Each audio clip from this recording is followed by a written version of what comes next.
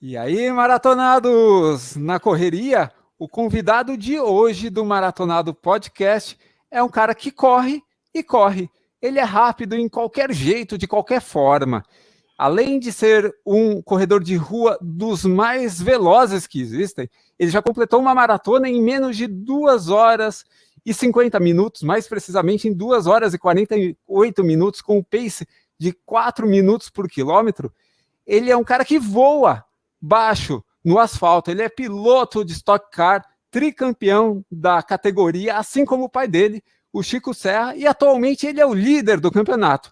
É também 2 vezes vencedor de classe das 24 horas de Le Mans.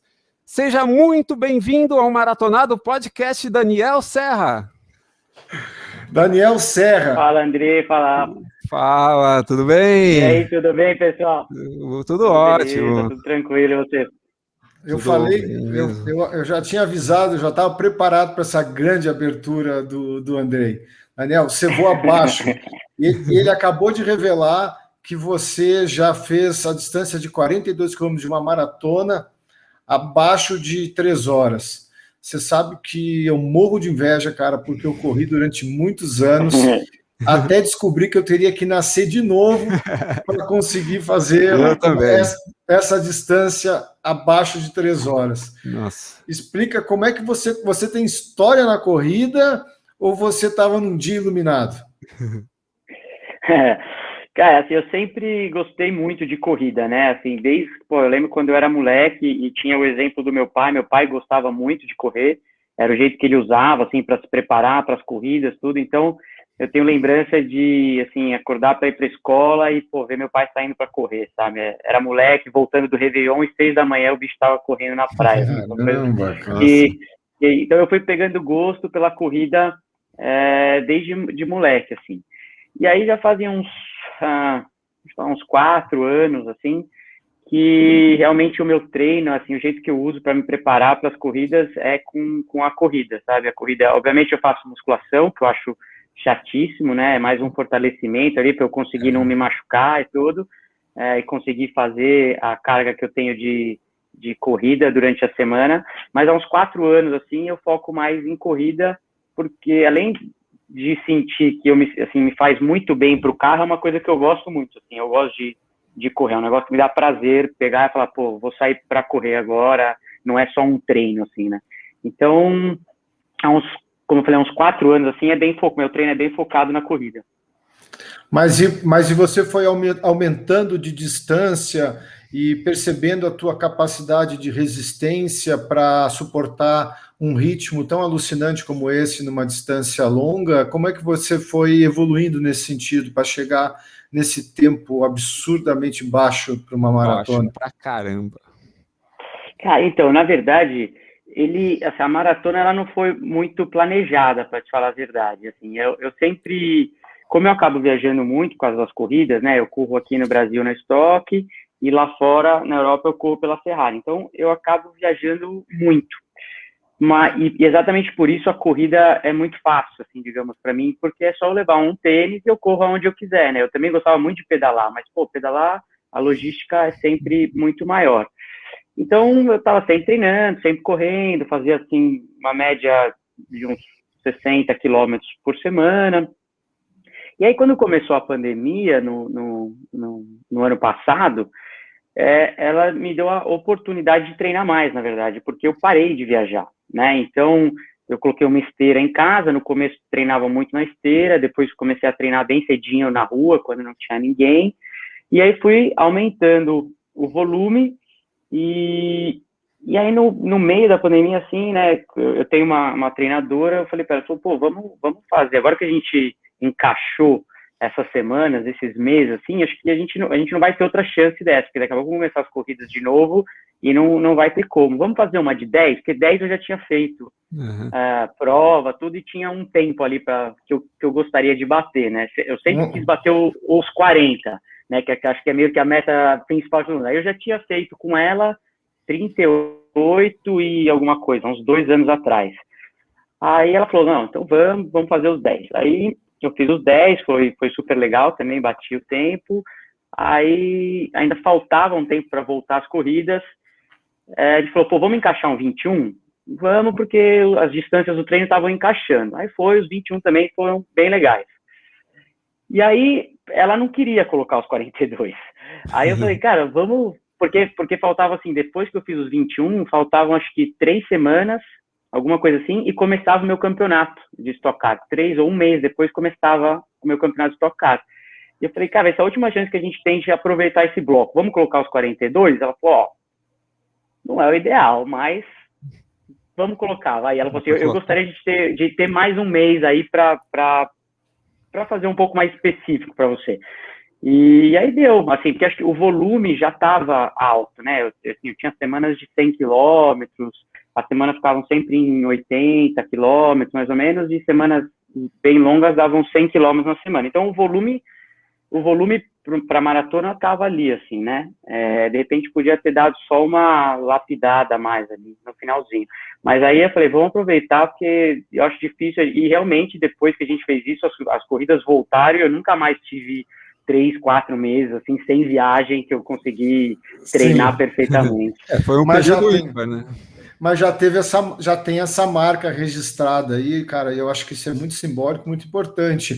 Você tem um corpo, você acha assim, fisicamente você é muito bom para corrida, eu estou vendo que você é magro, você tem que altura, se alimenta bem, como é que é essa questão aí? Eu sou baixinho, assim, eu tenho 1,67, peso 1 e quanto? 67, 67. Ah, 67, 167. 167 e peso 64 quilos. Quer dizer, eu sou bem leve. E alimentação eu não faço nada de especial, assim. Obviamente, eu acho que eu como bem, mas não sigo nenhuma alimentação, assim, mas, assim, pela noção que você vai ganhando, né? Já fui várias vezes nutricionista, não sei o quê, acho que pela noção que você vai... Obviamente pode ser bem melhor minha alimentação, mas não é ruim, é uma alimentação ok. Sim. Eu acho que é uma coisa, a corrida que te dá muita energia para dentro do carro, e também eu fico imaginando, né, você lá no estoque, às vezes com uma temperatura que pode chegar a 60 graus, como que você consegue lidar com essa temperatura lá no carro? Realmente, nessas horas, a corrida, seu preparo físico fazem a diferença? Cara, acho que faz diferença. Eu sempre dei uma importância muito grande para esse lado físico, né? E faz, porque quando você está no carro, o carro ele não é pesado, né? Então, o volante dele não é pesado, você não tem que fazer força para virar o volante. A única coisa ali que você sente é a força G, né? Então, quanto mais rápido é o carro você guia, mais você sente. Então, você pode sentir um pouquinho do pescoço.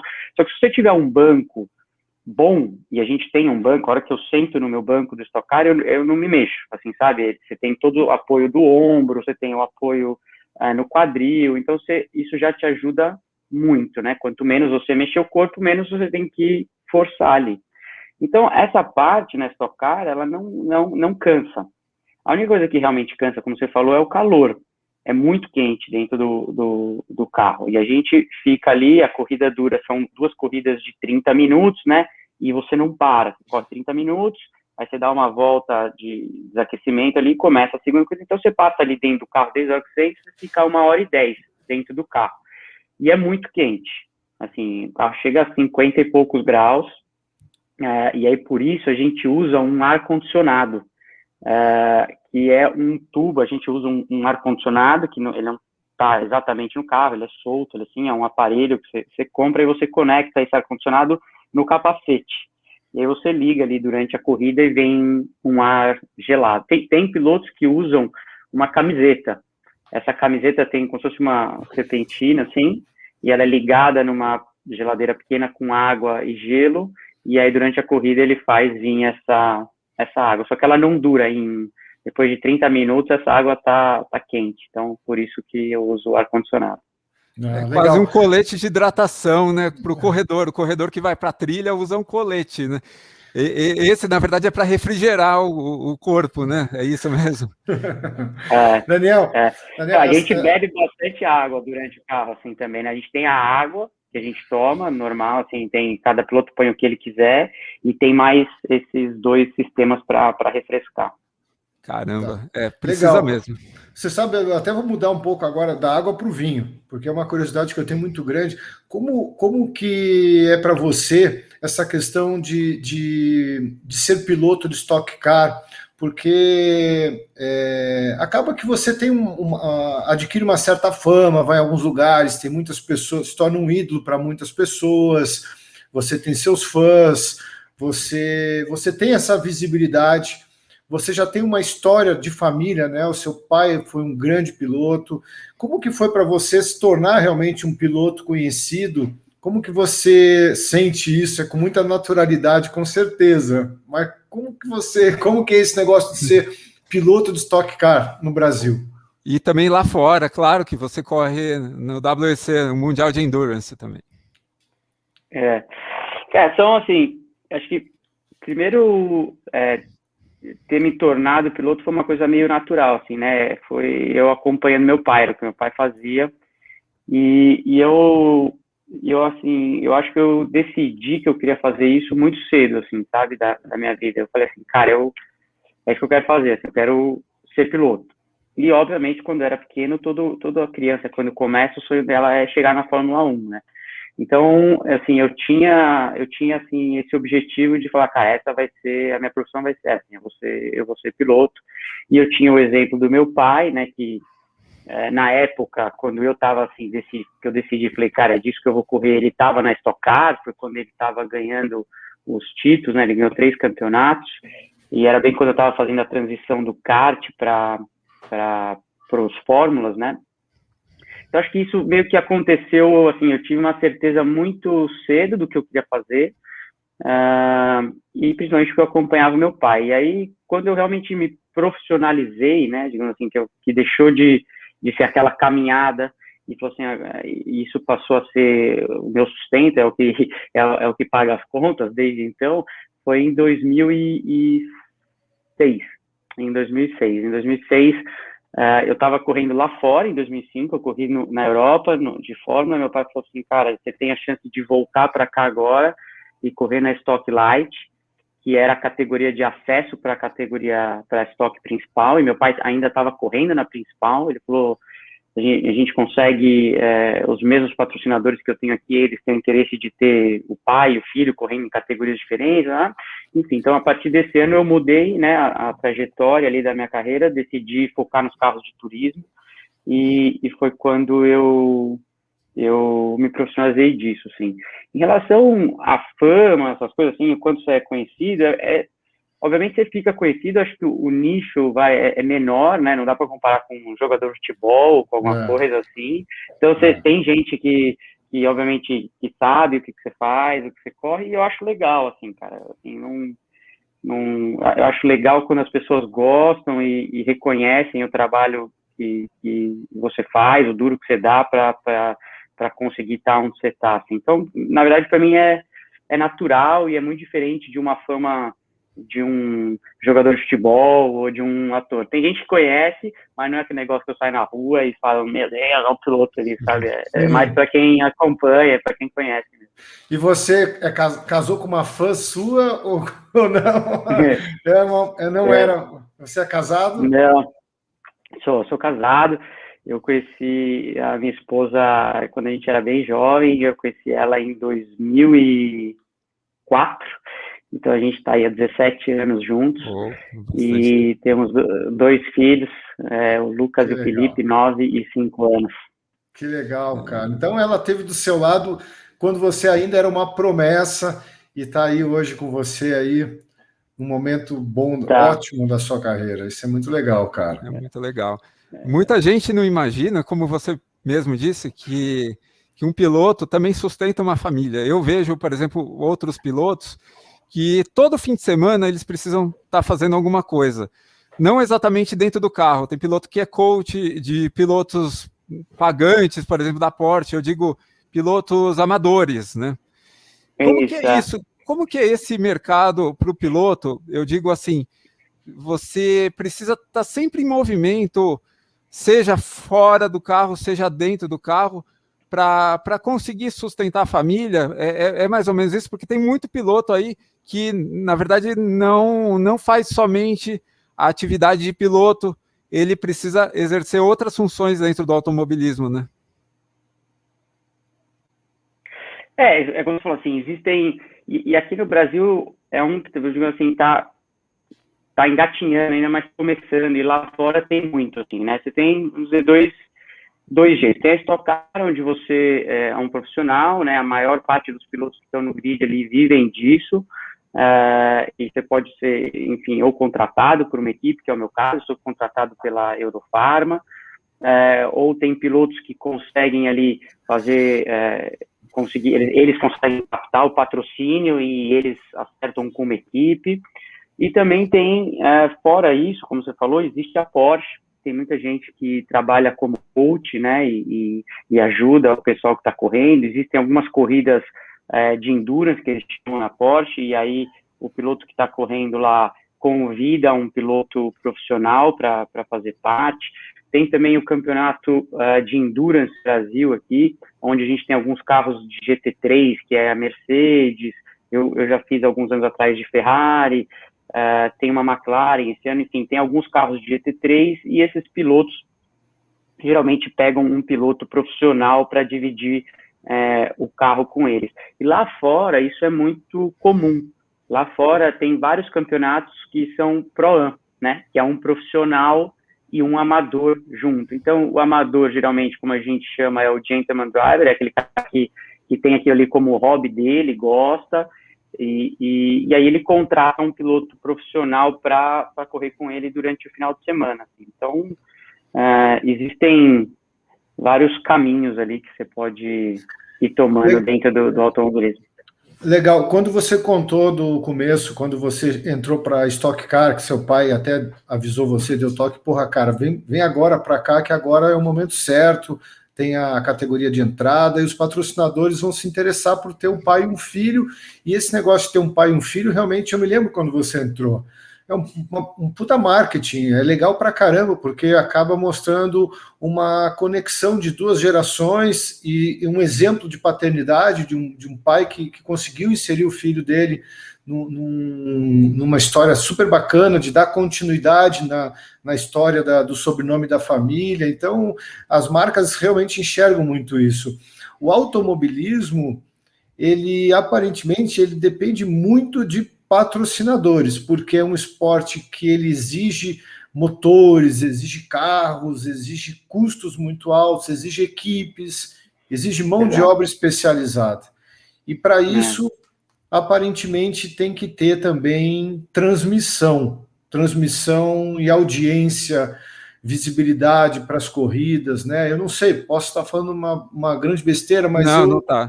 É isso mesmo. Até a Stock Car conseguiu um acordo muito legal, né? Tá passando na Band, em TV aberta de novo. Depende muito disso. Eu acredito que a Stock Car voltou um rumo legal, né? Só ficava no fechado. E é isso mesmo, Rafael. Conclua então o seu raciocínio, Rafael. Não, é que eu venho de uma geração que a gente parava aos domingos para assistir Nelson Piquet, Ayrton Senna, e depois, claro, tivemos algumas outras histórias de brasileiros bem-sucedidos, como do Rubinho Barrichello, do Felipe Massa, mas já foi um outro momento, já não tão, vamos dizer assim, com tanta adoração pela Fórmula 1. Eu vou falar da Fórmula 1 como exemplo máximo de categoria. Agora, a Rede Globo, de repente, deixa de lado a transmissão da Fórmula 1, a gente pela primeira vez, depois de mais de, 40 anos de história, e a gente percebe que a gente também está vivendo num mundo meio estranho, né? As coisas estão mudando, a pandemia acelerou uma série de mudanças.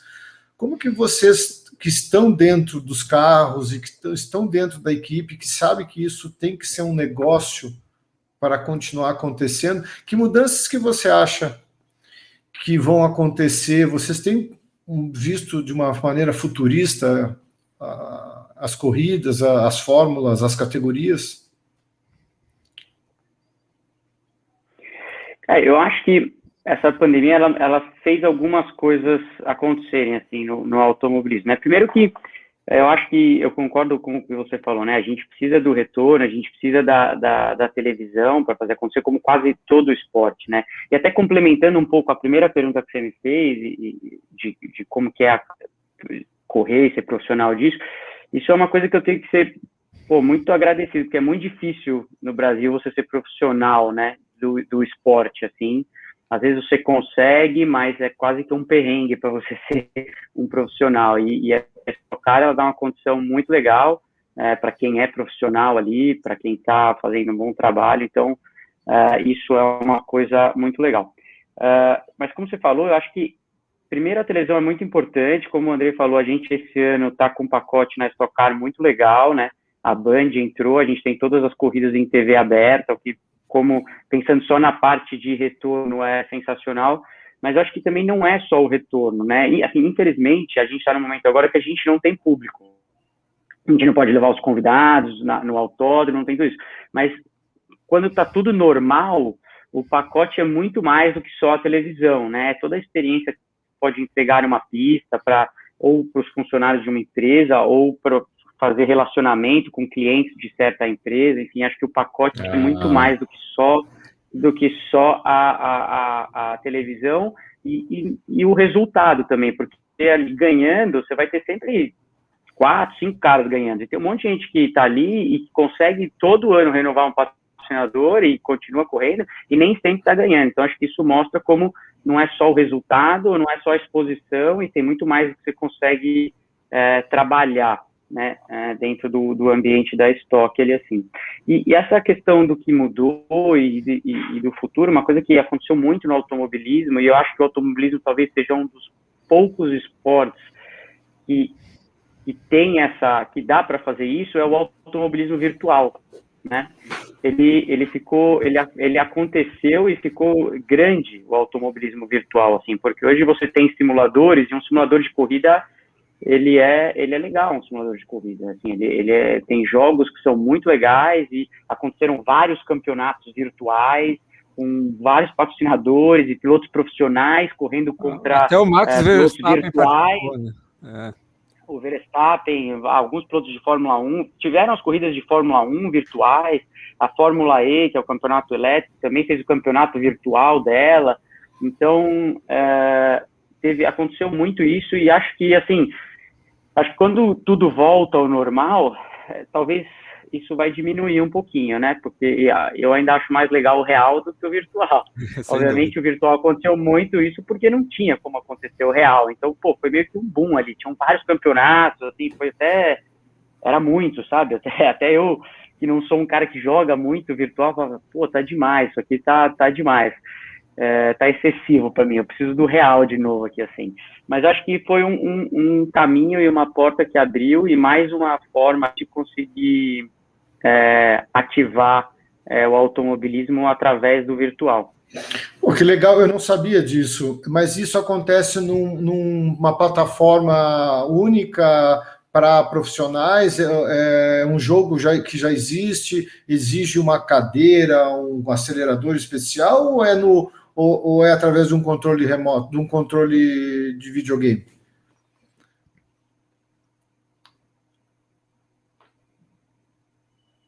Não, tem os simuladores, assim, né? Quando você vai realmente participar e ser, digamos, de um nível, para você conseguir estar no nível legal, não dá para você jogar no teclado, né?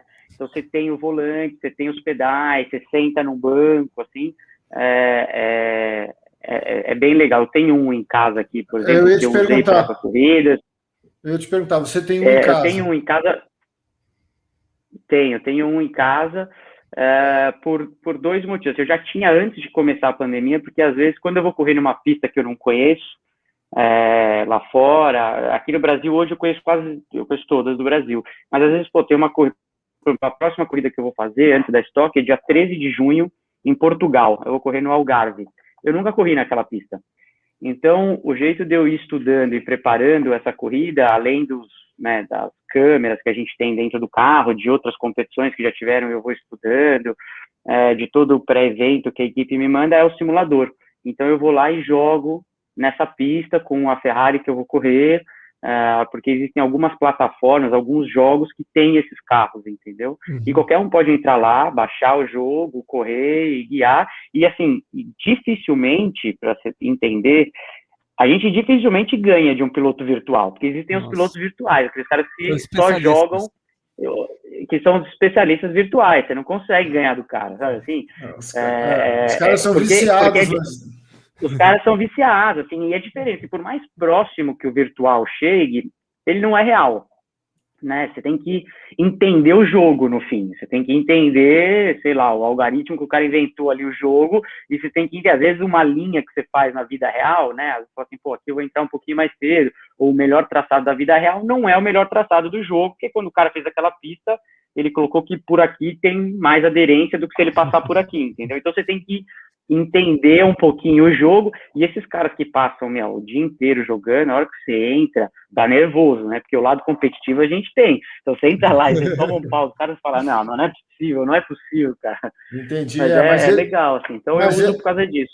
Mas por mais que os caras sejam muito bons, eles têm que respeitar que eles nunca serão igual um piloto de verdade, porque um piloto de verdade, ele foi treinado desde criança numa pista, ele evoluiu em categorias e ele passa pela adrenalina e por todos os riscos que é pilotar um carro, riscos reais que é pilotar um carro em alta velocidade. E essa é realmente a corrida virtual. Porque como você falou, assim, a maior diferença é que no virtual você pode ali arriscar. Se você bateu, você aperta F e começa de novo, né? Agora, na hora que você vai pro real, aquela que você fala, será que eu faço aquela acelerando tudo ou não? É que dá aquele friozinho na barriga e começa a fazer diferença. Falando nisso, você em Interlagos agora, o piloto o Gaetano de Mauro quase voou, né? Quase literalmente bateu na sua traseira. Qual foi a sua sensação de você receber um toque na traseira? Você viu pelo retrovisor o carro dele? Quem não viu, pode procurar no YouTube, tem o acidente do Gaetano de Mauro no YouTube. Foi impressionante, ainda bem que ele ficou bem, né? Mas como que foi para você esse acidente em Interlagos? Pô, na verdade foi um susto ali, assim, né? Para quem não conhece, não acompanha muito, a gente tem na Stock o botão de ultrapassagem. Quando você aperta esse botão de ultrapassagem, você ganha 100 cavalos a mais no carro, né? Então, quer dizer, a diferença de velocidade de quem está usando esse botão de ultrapassagem para quem não está, em Interlagos, é quase 20 km por hora. E aconteceu que eu estava disputando com o Guilherme Salas, e o Gaetano veio com o botão de ultrapassagem. E eu vi ele vindo, né? Só que eu estava lado a lado, assim, com o Salas. E aí eu estava olhando para frente, porque Interlagos, ela é a subida ali, né, do café, que a gente chama a reta principal, ela é uma reta curva, né? Então você está sempre acelerando tudo, mas ela vai fazendo uma curva, assim. E eu voltei a olhar para frente e de repente tomei um toque atrás.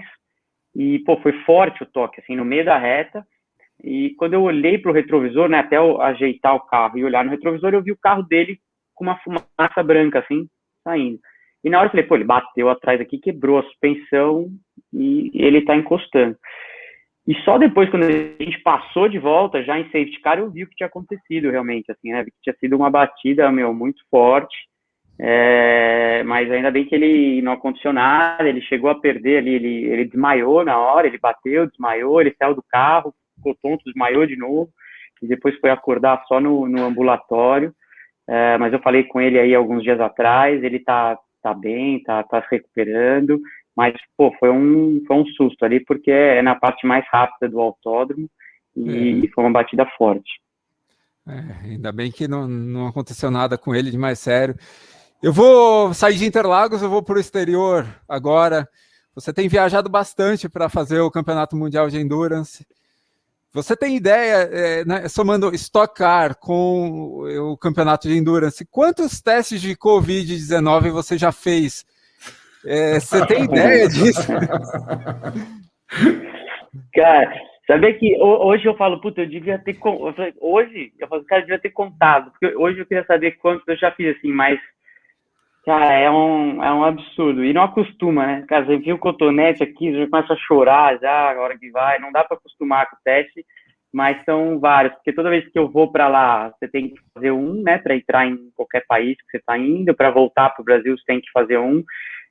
Então, quer dizer, quando eu vou correr lá, eu tenho que fazer um para conseguir pegar o voo e entrar no país. Eu chego lá, eu tenho que fazer outro para conseguir entrar no autódromo.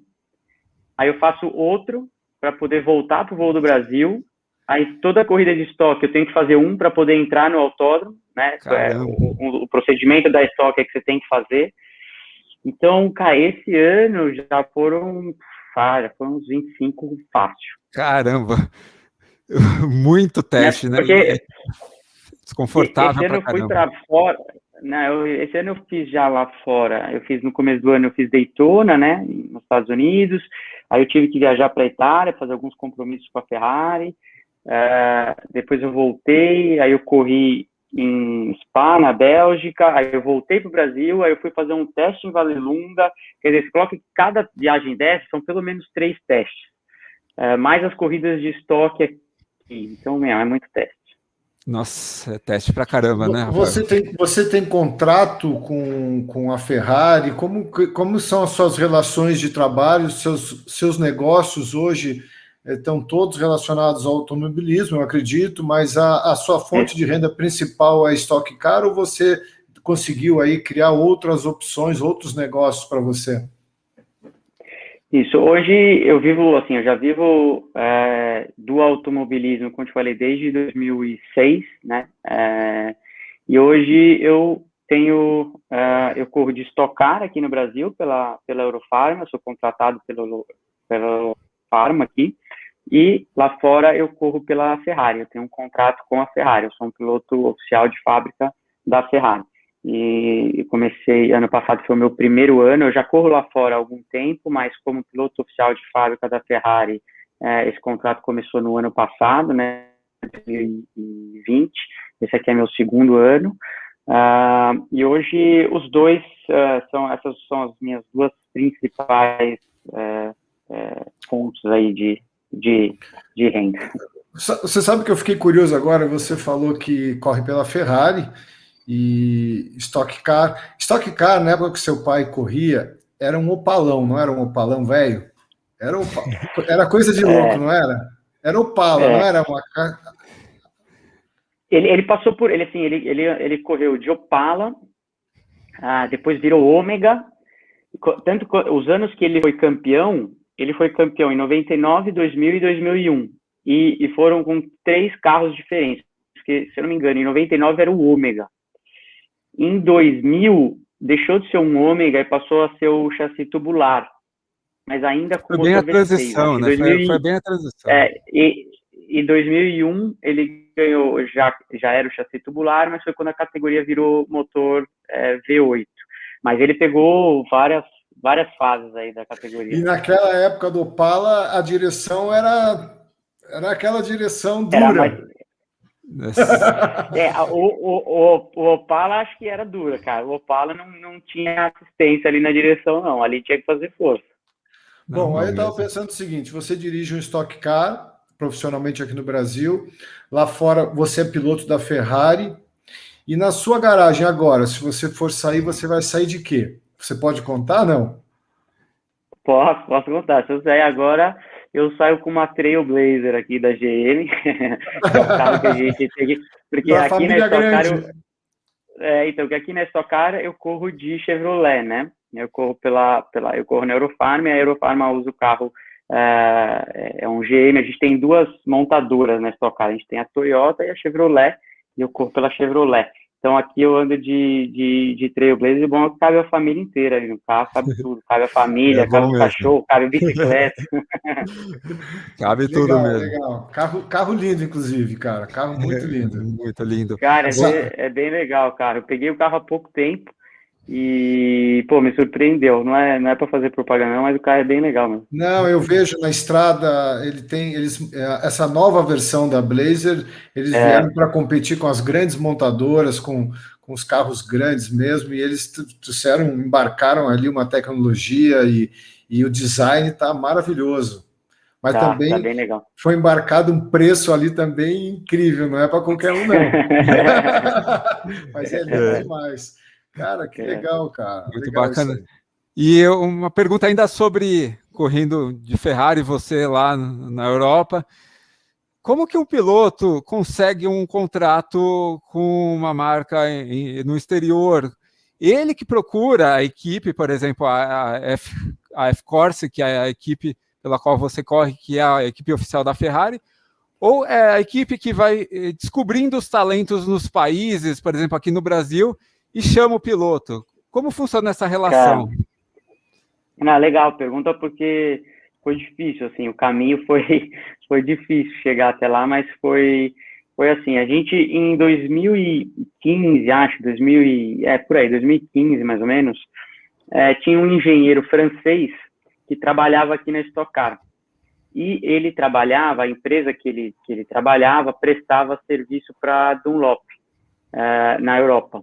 E a Dunlop estava procurando um piloto para ser o piloto de teste de pneu deles, porque eles estavam querendo voltar para as categorias de GP, né? Eles faziam só os protótipos. E aí esse francês falou, cara, eu tenho um cara lá no Brasil que eu acho que encaixa aí no que vocês estão procurando. Então traz o cara. E aí eu fui fazer o teste, fiz o primeiro teste pela Dunlop, a Dunlop gostou e eu comecei a desenvolver pneu para a Dunlop. E aí eu desenvolvi pneu para eles por 2 anos e aí no segundo ano eles fecharam um contrato com a Aston Martin. E aí por causa disso eu comecei a desenvolver os pneus Dunlop para a Aston Martin, mas eu trabalhava para a Dunlop. E aí a Aston Martin acabou ali, né, me conhecendo, estava acompanhando, porque eu estava sentando na equipe deles, no carro deles, e aí surgiu a chance, e a gente conversou, e em 2017 eu assinei com eles para fazer 2 corridas do Campeonato Mundial do WEC e Le Mans, que seria a minha primeira vez em Le Mans, né, que, para quem não conhece, é uma das maiores corridas que a gente tem aí do automobilismo, são as 24 horas de Le Mans. Então, essa foi a minha primeira chance. Foi assim que começou, né? Foi assim que eu tive a chance de começar a correr lá fora, porque realmente não é fácil abrir essa porta lá fora. Eles não estão procurando aqui no Brasil, assim, ou eles não estão procurando em nenhum lugar. Assim, eu sei que tem que estar ali meio que no mercado que eles estão para conseguir aparecer. E aí eu fiz essa corrida com a Aston e ganhei Le Mans, né? Eu fiz a minha primeira corrida com a Aston Martin. Ganhei as 24 horas de Le Mans, a primeira vez que eu participei, e aí, no final do ano, eu tive algumas conversas para... Mas só para entender, essas 24 horas você vai trocando de piloto, né? Você trabalha em equipe. Isso, são 3 pilotos. O Campeonato Mundial, porque o Campeonato Mundial são 6 etapas do Campeonato Mundial, dentro dessas 6 etapas você tem as 24 horas de Le Mans. As outras corridas são de 6 a 8 horas. Então, sempre sou eu e mais um no carro, né? Então, sempre são 2 pilotos. E para Le Mans, são 3 pilotos no carro. E os 3 têm que correr exatamente a mesma quantidade de horas? Não necessariamente? Não necessariamente. Existe um mínimo que cada piloto tem que fazer, que eu vou te falar exatamente, não sei qual que é o exato ali pelo regulamento, mas não. Mas, geralmente, como os pilotos são ali todos, né, profissionais, são todos praticamente no mesmo nível, acaba todo mundo andando a mesma coisa. Às vezes tem um que andou 9, o outro andou 7, o outro andou 8, sabe? Mas é tudo muito próximo. E naqueles pequenos intervalos que você entrega o carro para o outro piloto, você consegue descansar ou a adrenalina fica muito alta? Imagina como deve ser difícil pegar no sono numa situação dessa. É muito difícil, cara. Assim, e a primeira vez que eu fui, eu já tinha feito corridas de 24 horas, eu já tinha feito Daytona, na verdade, né, 24 horas de Daytona, então assim, eu já tinha experiência, mas era Le Mans, né, era a primeira vez que eu estava em Le Mans, cara, a maior corrida, e a gente estava super bem desde o começo disputando, então é muito difícil você descansar, mas com a experiência de ir fazendo essas provas, você aprende que você tem que desligar, sabe, você tem que achar um jeito de sair do carro.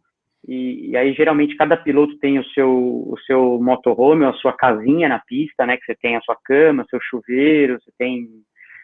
com a Ferrari, cada piloto tem o seu próprio motorhome, né? Então, eu saio dali, tem o restaurante, né, da equipe, vou para lá, como alguma coisa, vou pro motorhome, tomo um banho e tento dormir, mas tudo isso dura muito pouco, né? Porque até você sair do carro quente, aí eu tenho que conversar com o meu engenheiro, passar ali o que estava acontecendo no carro, o que eu acho, enfim, alguns comentários rápidos. Aí eu vou comer alguma coisa, tomo um banho, deito, e geralmente eu tenho que estar de volta no box 1 hora antes de eu entrar no carro. 50 minutos. Porque cada stint que a gente chama, né? Cada vez que eu sento no carro, um stint dura 50 minutos. E o que a gente faz, para até dar mais tempo de descanso para o piloto que sai, a gente sempre faz 2 seguidos. Então, quando eu sento no carro, eu guio de 1h40 a 2 horas. Aí senta o outro piloto, ele guia de 1h50 a 2 horas. Ou seja, você tem 4 horas do momento que você sai do carro até a hora que você tem que sentar no carro de novo. Só que como eu tenho que chegar 50 minutos antes dentro do box, você já coloca que são 3h10. Já vai coloca perdendo. Aí que até, você vai descontando. Então você coloca 3h10 a pessoa precisa descansar. Aí, antes de você sair do carro, tomar um banho, comer um negocinho, você pode colocar aí pelo menos mais meia hora, né? 40 minutos, até você deitar na cama e falar, o corpo deu uma desligada agora. Então, se tudo der certo, você dorme 2 horinhas, vai. E essa corrida E nessa corrida você estava com pilotos de que nacionalidade?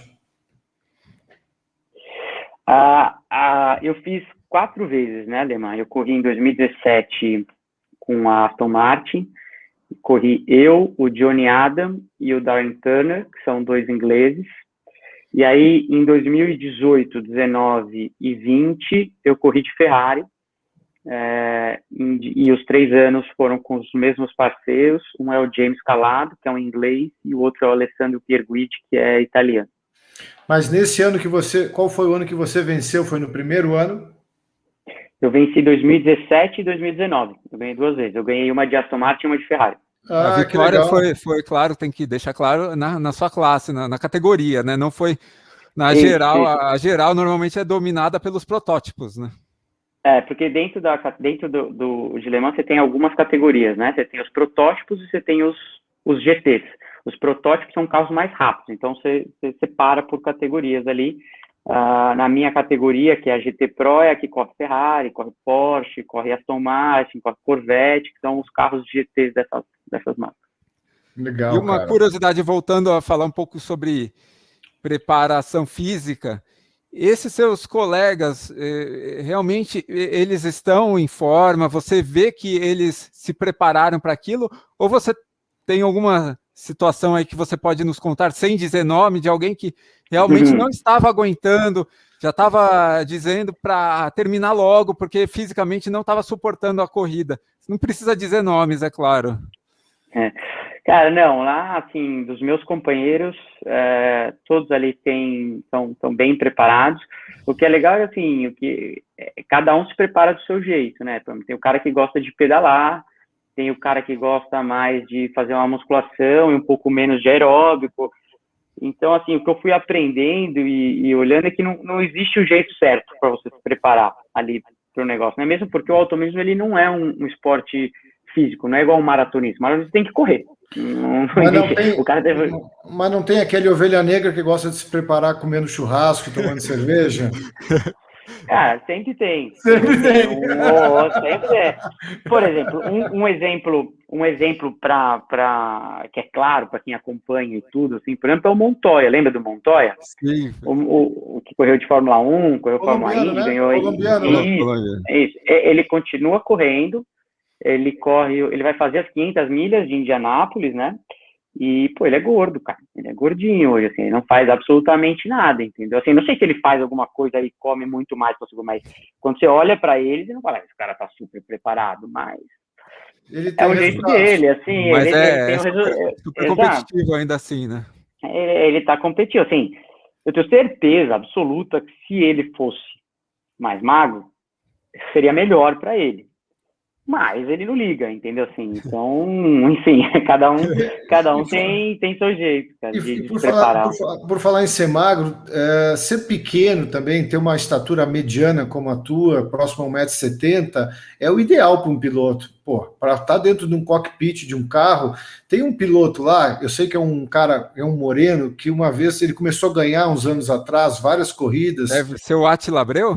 Eu acho que é. A Abreu é alta pra caramba, né? E aí falaram a medida do cara, o cara tem mais de quase 1,90 m, eu acho. Como pode caber um cara desse dentro do carro? Cara, na Stock, assim, se o cara corre de Fórmula, né, que é um Fórmula 1, essas coisas, realmente não dá. 1,90 m, não dá. É muito apertado, o cara realmente não encaixa. Em carros de GT, cabe. Assim, o cara fica numa posição um pouco mais desconfortável, mas ele cabe no carro, assim. E no fim, o peso, ele não tem, digamos, uma influência, por exemplo, na Stock, ele não tem uma influência muito grande. Por quê? Porque na Stock tem por regulamento que o carro e o piloto tem que pesar, eu não sei exatamente o regulamento, porque para mim não muda, mas tem que pesar 1.400 quilos. Então, o cara pesa o carro, pesa o piloto, soma, tem que pesar 1.400. Então, se eu peso 60 quilos e o outro pesa 100, não muda muito. Porque a gente tem que pesar, a gente tem que pesar 1.400. A gente muito tem que pesar justa. 1.400 juntos. É justo, é justo. Muito justa a regra. Muito legal. Agora, por exemplo, na Ferrari, nas corridas de endurance lá fora, como você divide o carro com o piloto, não tem como você ter esse peso. Entendeu? Sim, então lá fora você se eleva e você. Porque tem a variação, eu saio de um carro, companheiro, ele tem quilos a mais, tem quilos, então lá fora ser leve faz diferença, entendeu? É uma vantagem ser leve quando eu faço as corridas lá fora. Bom, quantos pilotos hoje, quantos pilotos estão na Stock Car hoje em atividade? Somando todos... São 32 carros. 32 carros, 32 pilotos. A sua equipe é só a Eurofarma, é com um único piloto ou tem mais pilotos na Eurofarma? Sou eu e o Ricardo Maurício. Ricardo Maurício. Também é bem baixinho mesmo. Esse é baixo mesmo.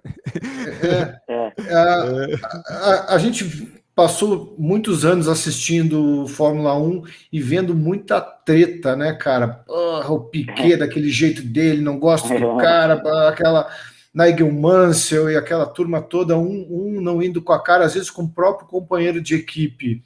Todo mundo, como que faz para todo mundo se dar bem na Stock Car? Ou é normal, é natural que às vezes você cria ou alguém cria uma antipatia por você, espontânea, assim, que você... Como que funciona isso? É natural? Cara, eu acho que é normal, assim, né? É igual qualquer ambiente de trabalho, assim. Tem o cara ali que você gosta, tem o cara que talvez você não se identifica tanto. Obviamente, quando você está num esporte, podem acontecer coisas diferentes, né? Uma batida, alguma coisa que você pode acabar gerando, enfim, um estresse que não existia, às vezes, entre os pilotos, né? Porque geralmente o piloto sempre está com a razão, né? Nunca é nossa culpa. Então, bater o ponto, a culpa é do outro, não é minha. Então, tem isso. Mas, por exemplo, eu acho que eu pelo menos, assim, me dou bem com qualquer um, assim, me dou bem, digo, não tenho problema com ninguém ali, né? Não tô falando que eu sou amigo, que eu tenho grandes amigos lá dentro, não. Assim, eu acho que é uma relação legal. Até porque você não está lá para fazer amigos, né? Você está lá para trabalhar. Exato. E você falou muito bem, num ambiente desse, é natural que às vezes você não goste muito como um cara expressa suas ideias, ele não bate muito bem com o estilo de vida, ou alguma vez ele tomou uma posição que você não concorda e ele continua defendendo essas posições que você não concorda, e aquilo acaba que você não detesta ele, não odeia ele, mas pelo menos você se afasta porque não é alguma coisa que vai te alimentar de forma saudável. O problema é quando leva para dentro da pista. Você já pensou? Não, mas acho que o que você falou é legal, assim, uma coisa que você falou é legal, assim, acho que talvez quando a gente é mais novo, né, assim, quando às vezes você discorda de um cara, ou quando ele defende uma posição que você não concorda, você às vezes começa a ficar com, né, você é mais moleque, você começa a pegar uma birra do cara, uma raiva. Acho que depois você só vai aprendendo que o mais fácil é só você se afastar, né? Então, exatamente. Cara, você não concorda, não gasta energia com esse cara. Não interessa, não muda nada para você. Continua fazendo seu trabalho ali. Mas cada um mas isso faz diferença dentro da pista. Por exemplo, você tem um cara... Cita aí um cara que é teu parça mesmo, amigão, de muitos anos, que você gosta muito, que é amigo teu, lá dentro. Cara, acho que hoje o que eu tenho mais amizade, assim, apesar de falar pouco fora da pista com ele, mas eu conheço ele há muito tempo, desde que a gente era moleque, porque ele também ia acompanhar o pai dele e tudo, é o Marcos Gomes, né? A gente se conhece desde que a gente tem, 9 anos de idade. Falou dele, o pai dele era gordão pra caramba, não era? O Paulão era grandão. Quando ele corria não era tanto. Depois que ele se aposentou, tudo ele aumentou aí de tamanho. Mas ele é um cara que, eu conheço desde que a gente é moleque, a gente fez nossas primeiras corridas juntos, assim, sabe? Então, acho que ele é o que eu tenho mais proximidade. E você, em toda aquela velocidade, quando você está dentro da pista, você consegue identificar carro a carro de quem é o carro? Ou é só mais um adversário?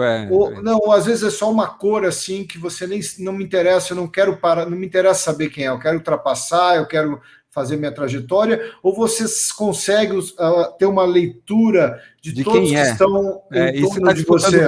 Você está disputando o campeonato com você, exatamente. Você consegue ter essa leitura? Dá tempo?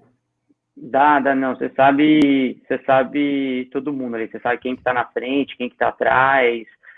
E é importante, às vezes, saber também, né? Porque depois que você corre muito tempo com os mesmos adversários, você começa a conhecer um pouco ele, você começa a saber como que ele geralmente se comporta, né? Às vezes sabe, esse cara é um pouco mais complicado aqui, ou às vezes até com estratégia, né? Como eu te falei, a gente tem esse botão de ultrapassagem, você começa a entender, esse cara geralmente usa desse jeito.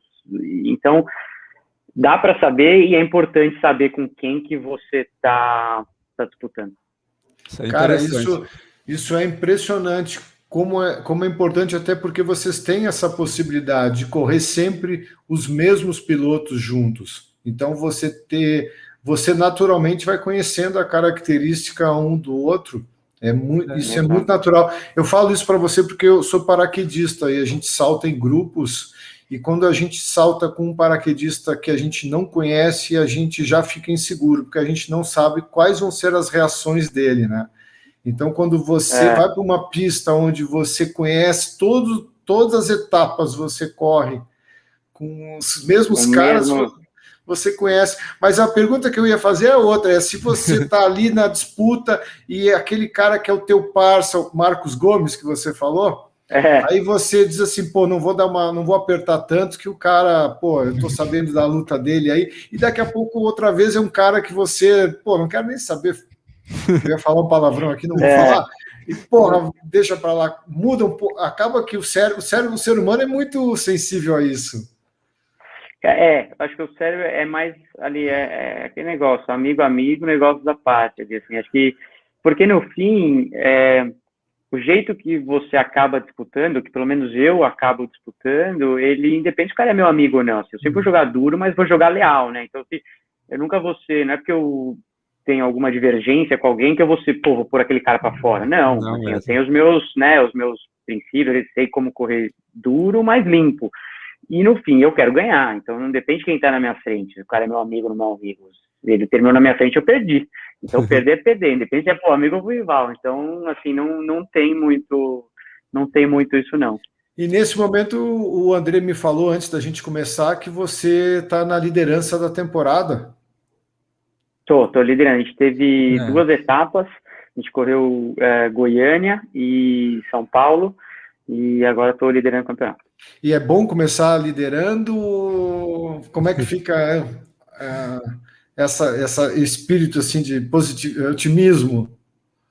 Cara, é bom, é muito bom começar, principalmente que a gente teve uma boa temporada ano passado, mas a gente teve algumas dificuldades, né? E aí fez um trabalho muito legal entre as temporadas, a equipe, na revisão do carro, tudo, a gente achou algumas coisas que podiam ser melhoradas, e o carro começou muito bom.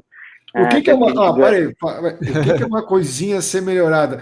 Eu, quando olho para o meu carro, eu fico pensando, vou calibrar o pneu. O que é uma coisinha a ser melhorada num carro? Já que os carros, o padrão deles é bem rígido, né? O regulamento não permite tantas mudanças assim. O que deve ser uma curvinha numa peça de aerodinâmica, é um parafuso. O que é, afinal, essa coisinha que a gente não entende, cara? Assim, quando a gente está na pista, a gente pode mexer, apesar de ser, como o André falou, o carro é o mesmo, né? O mesmo chassi, a mesma suspensão, o mesmo amortecedor, mas você pode mexer na altura do carro, você pode mexer na convergência, você pode mexer na cambagem, que é a inclinação das rodas, você pode mexer na parte aerodinâmica de asa, os amortecedores têm regulagens, né? Que é o bump, quando afunda, e o rebound, quando expande o amortecedor. Você pode mexer no caster, então quer dizer, tem várias coisas. E você pensar que tudo isso, você pode fazer várias combinações, existem milhares de combinações para você encaixar, e isso também você pode encaixar, às vezes o que funciona para mim pode não funcionar com outro piloto, por causa do jeito que você guia, do estilo de pilotagem ou não. E também é muito importante a montagem do carro, o jeito que você monta as carenagens, a questão do peso, de estar tudo alinhadinho, é um trabalho muito artesanal ali, sabe? Quando está no usina, essa montagem. O Rosinei Campos é craque nisso, o Rosinei manda muito bem, né? Quem é Rosinei? É o chefe de equipe. É o dono da equipe, é o chefe da equipe, que é o Meinha, e ele realmente não só ele, mas a equipe dele ali, o jeito que ele comanda é muito legal. E a gente, enfim, achou algumas coisinhas que podiam ser melhoradas, obviamente essas coisinhas são segredos, né? É segredo, cara, é segredo. A gente achou algumas coisinhas que a gente podia melhorar ali no carro e realmente deu efeito, assim, a gente chegou na primeira corrida, o carro estava muito bom, a gente ganhamos a corrida, saímos liderando, e como você falou assim, é muito bom ganhar e sair líder, mas não é só, cara, a gente tem uma coisa que chama o laço de sucesso. Então, na verdade, ela penaliza a performance, né? Então, o que é? O laço de sucesso, o líder do campeonato, eu tenho que colocar 30 quilos a mais no meu carro. O segundo colocado do campeonato coloca 25 quilos a mais no carro. Então, vai do primeiro ao sexto, caindo de 5 em 5 quilos. Então, aquilo que eu te expliquei, por exemplo, eu e o carro, a gente tem que pesar 1.400. Todos os carros da categoria têm que pesar 1.400 quilos. O meu, porque eu sou líder, tem que pesar 1.430. Ô, Daniel, eu estava achando o regulamento super justo. Agora eu já não concordo mais. Tá, errado. Me dá o telefone do cara lá, que não é possível, cara. É muito controversa essa regra, assim, cara. Eu também não gosto, assim, eu acho que não é o jeito mais justo de você penalizar quem está fazendo um bom trabalho. Por outro lado, quando você quer, digamos, embolar, né, ali a competição e não deixar um cara disparar para ter sempre a disputa, enfim, faz sentido. Mas acho que, independente de se gostar ou não, é a regra do jogo, e a gente, quando a gente começa o jogo, a gente sabe qual é a regra. E eu te falo hoje que eu prefiro ter 30 quilos e ser líder do campeonato do que não ter nada e ficar para trás de sexto, né? No caso, 50, né? Você é só 30? Eu entendi que você... 30 quilos. 30 quilos. E depois vai baixando o segundo... De 5 em 5. De 5 em 5.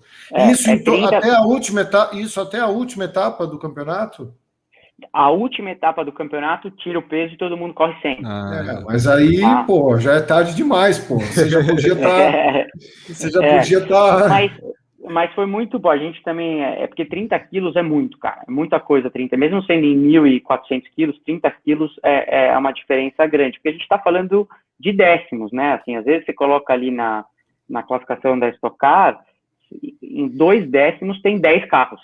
Entendeu? É uma diferença muito pequena e 30 quilos atrapalha, né? 30 quilos tira, a gente não tem uma matemática exata do quanto te atrapalha, porque isso muda de pista para pista, mas enfim, peso é peso e atrapalha. Só que a gente saiu de Goiânia, eu saí liderando o campeonato, a gente veio para Interlagos, que é uma das pistas que a gente acredita que é a pior para peso, né? Porque ela é longa, ela tem a subida da junção, uma reta longa e subindo. E a gente estava, vai ser difícil, essa etapa vai ser difícil, e a gente conseguiu classificar em 4º lugar, mesmo com 30 quilos ali. Então, acho que a gente está bem animado, assim, porque o nosso carro realmente está bom. A próxima corrida é em qual circuito? A próxima corrida é no Velocitar, é um circuito em Mogi Guaçu. Conheço Velocitar. Da Mitsubishi. Da Mitsubishi, fui para uma reunião lá, nós vamos fazer um evento lá, vários programas de automobilismo são gravados lá. Eu rodei lá com carro comum, mas inclusive com a gerente, não lembro, acho que o sobrenome dela, Maluf. Camila Maluf, ela guiando o carro, ela é entusiasta, ela ama o que faz, cara. Eu via o brilho nos olhos dela, ela ama aquela pista. Muito legal. Muito legal. Então vamos, antes da última pergunta, apresentar a minha camiseta. É do Senna Day disputado no Autódromo de Interlagos no dia 1º de maio de 2019, quando a morte do Ayrton Senna completou 25 anos. Foi um evento com várias ações lá em Interlagos e uma corrida de rua, passando até pelo traçado antigo do circuito. Foi bem emocionante e essa camiseta é bem representativa. Afinal, foi a última prova que eu disputei em Interlagos. O Daniel correu agora 2 semanas atrás. E, então, a última pergunta, Daniel Serra, é o que te deixa maratonado? O que me deixa maratonado, cara, acho que é poder viver do que eu realmente gosto de fazer, sabe? De poder viver profissionalmente do automobilismo no meu país. Isso me deixa maratonado. É isso aí. Foi ótimo papo, parabéns. Poxa, muito legal. Obrigado, Daniel. A gente, quando se aproxima de uma pessoa, tem um contato e conhece o ser humano que está por trás está dentro daquele capacete, né? Agora, com certeza, eu vou acompanhar as corridas já de um modo diferente, torcendo. Tem mais um torcedor, vou estar torcendo por você. Legal, cara. Pô, legal, obrigadão, cara. Foi muito legal participar aí. Obrigadão, valeu pelo convite. Valeu, obrigado, e vocês curtam o canal do Esportividade e do Maratonado no YouTube e sigam-nos nas redes sociais, ouçam os episódios no Spotify, no Deezer e em outras plataformas de streaming. Até o próximo episódio do Maratonado Podcast.